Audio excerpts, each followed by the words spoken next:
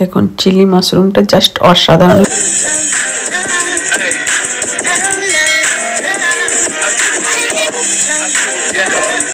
Good evening বন্ধুরা, and welcome back to my channel. আশা করি আপনারা প্রত্যেকে খুব ভালো আছেন, আমি খুব ভালো আছি।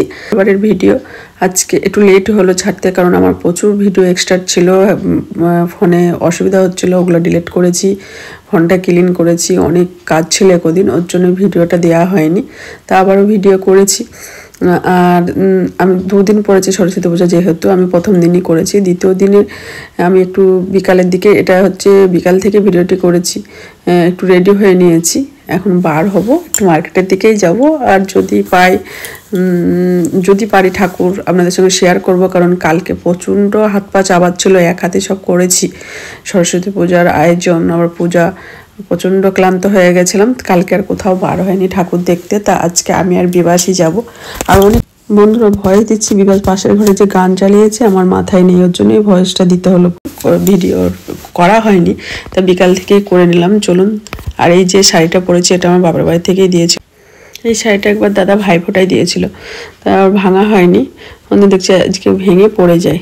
আর দুদিন আগে শর্ট করেছিলাম পরে। আর এই ব্লাউজটা বানিয়েছি প্লেন গ্লাস হাতা, ভালো লাগছে পরে। আর কত বাসন ধোয়া মাজা করেছি, হাত পা প্রচণ্ড চাবাচ্ছিল, আজকে সারাদিনই কাজ, নিরামিষ বাসন ধোয়া মাজা হয়েছে। আর ঠাকুর যেহেতু আজকেও পূজা আছে, ওর জন্য আর উঠাইনি, সন্ধ্যাটাও দিয়ে নিয়েছি সন্ধ্যাবেলা।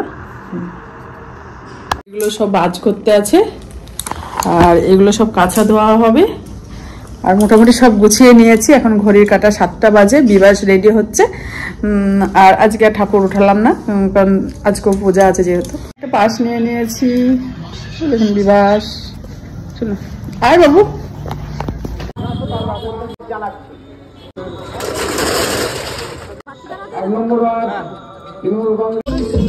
দেখেন আমার সঙ্গে সঙ্গে আপনাদেরও ঠাকুর দর্শন হয়ে গেল, মা সরস্বতী। আর এটা যে স্কুলের সামনেটা প্রচণ্ড জ্যাম হয়ে আছে, এই দেখুন একটা ঠাকুর, অনেক অনেক ঠাকুর দেখেছি, সব তো শেয়ার করা সম্ভব না। আর কত বড় লাইন, আমি এই ঠাকুরটা জানি না যে এই জায়গায় এতটা ইয়ে হয়। তা পরের বার অবশ্যই আমি এই জায়গাটায় আসবো। বড় লাইন, কিন্তু এই ঠাকুরটা এত বড় লাইন দিয়ে দেখার আমার এখন টাইমও হবে না। আর বিবাসকে বললাম থাক, এবছর আর দেখবো না। প্রতি বছর নাকি এই জায়গাটায় ঠাকুর খুব সুন্দর হয়, কিন্তু আমার জানা ছিল না। এবার থেকে পূজা সবার আগে এই ঠাকুরটাই দেখতে আসবো। তা খুব ভালো লাগলো। আর এটা একদম স্কুলের সামনে, একটু উল্টোপাল্টাও ভিডিও হয়েছে, অ্যাডজাস্ট করে নেবে, দেখে বুঝতেই পারছেন। তা একটা ফুলের দোকানে ঢুকলাম, কারণ এই প্লাস্টিক শপই এখানে, আর সুন্দর সুন্দর মূর্তি সব কিছু আছে। তা বিবাসের ঘরটা আস্তে আস্তে সব ঘরগুলো ডেকোরেশন করব। অনেকেই বলেছে যে আমাদের ঘরের ইয়েটা ঘুরিয়ে, লুকগুলো ঘুরিয়ে দেখাতে, কিন্তু সেইভাবে এখনো সাজানো হয়নি, অবশ্যই শেয়ার করব। তা বিবাসের ঘরটা আজকে আমি শেয়ার করব। আর বিবাস এখন একটু একটু করে সাজাচ্ছে, পুরো কমপ্লিট না হলেও শেয়ার করব। তা মাছের দোকানে চলে আসলাম, আসলে আমি আর বিবাস একটা দুটো করে মাছ নিয়ে যাই। আর আপনার দাদাভাই থাকলে তো ও তো অনেক কটা করেই নেয়, আমরা একটা দুটো এইভাবেই নিয়ে যাই। মাছগুলো দেখতে খুব সুন্দর লাগছে না, তা আপনাদের সঙ্গে একটু শেয়ার করে দিলাম। তাই এই ফাইটার মাছটাই নিলাম, দেখতেও খুব সুন্দর লাগছে। চলুন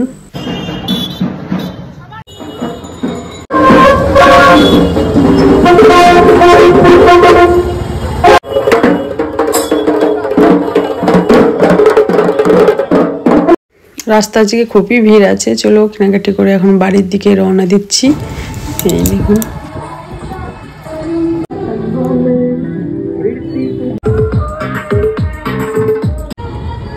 চলে এসছি, আর কি আনা হলো একবার দেখাচ্ছে। হ্যাঁ, ফাইটার মাছটা নিয়ে আসা হলো, মাছের ওষুধ, আর হচ্ছে পাথর, লাল পাথর জন্যই লতাটা নেওয়া হলো। আর একটু টক দই আছে, ক্যাডবেরি আছে, এটা হচ্ছে এগুলো কি রে যেন বলে, এই জিনিস করে। আরেকটা এই দেখুন, এই গাছটা নিয়ে আসা হয়েছে। আর এটা বিবাসের ঘর, সামনেই এই আয়নাটা। বিবাস পুরোটাই বিবাসের পছন্দেই, কিভাবে কি করতে হবে, কিন্তু ঘরে এখনো অনেকই কাজ আছে, তা যতটুকুনি পারলাম শেয়ার করলাম। এই গাছটা এই আয়নার সামনে রাখার জন্যই নেওয়া হয়েছে। কেমন লাগছে অবশ্যই কমেন্ট করে বলবেন। আর আয়নার চারদিকটা গোল্ডেন লাইট দিয়েছে। লাইটটা অফ করে দেখাচ্ছি। লাইট অফ করা হয়েছে আর কম্পিউটারের চারিদিকটা ঠিক এইভাবে ডেকোরেশন করা হয়েছে। পুরো বিবাসের পছন্দে কিভাবে কি করতে হবে সব বিবাস করেছে। আর খাটের চারদিকটা এরকম বেগুনি কালারের লাইটটা দিয়েছে, খুব সুন্দর লাগছে না? তা বিবাস বলেছিল পরে মা শেয়ার করব, কারণ আরও অনেক কাজ আছে। আমি বললাম না, বন্ধুরা প্রায় বলে, অনেক বন্ধু একটু শেয়ার কর। আর আয়নার চারিদিকটা এরকম গোল্ডেন দিয়েছে। কেমন হয়েছে অবশ্যই কমেন্ট করে বলবেন। হ্যাঁ, বিবাসের পছন্দে এইভাবেই সাজানো হয়েছে, কিন্তু ঘরে এখনো অনেক কাজ আছে, অনেক কাজ আছে।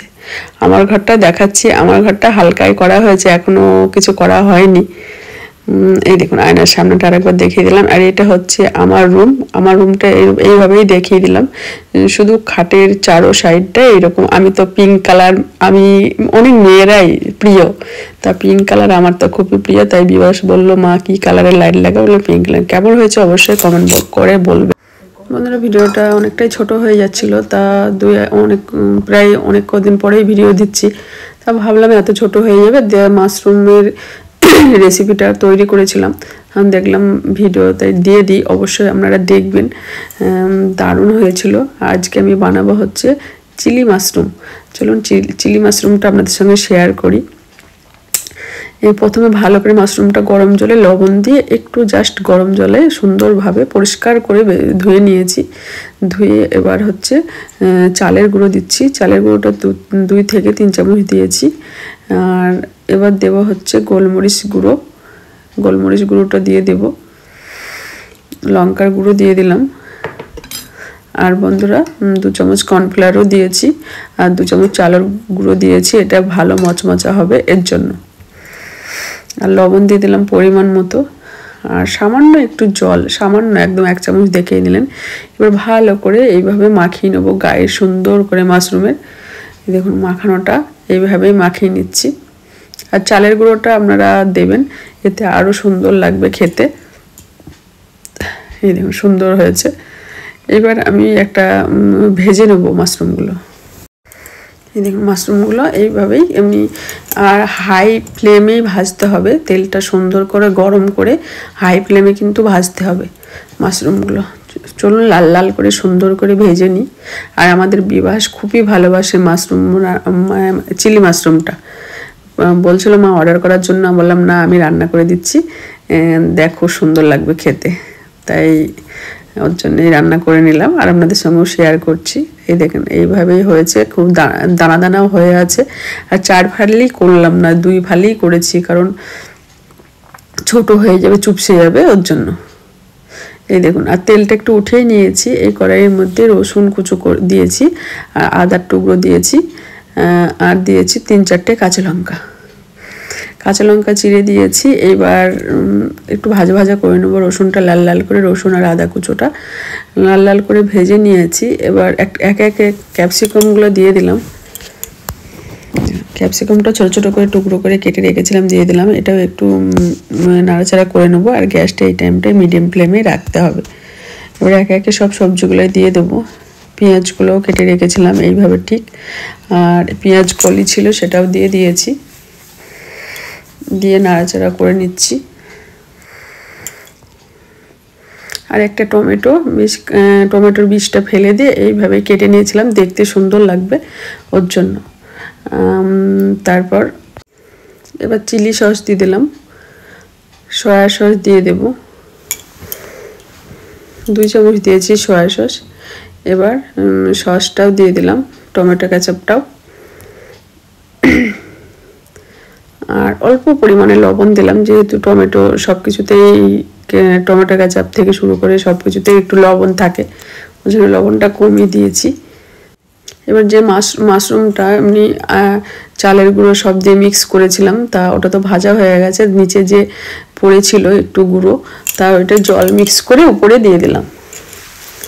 উপরে দিয়ে এবার নাড়াচাড়া করে নেব সুন্দর করে। আর এই টাইমে গ্যাসটা একটু মিডিয়ামতেই রাখতে হবে।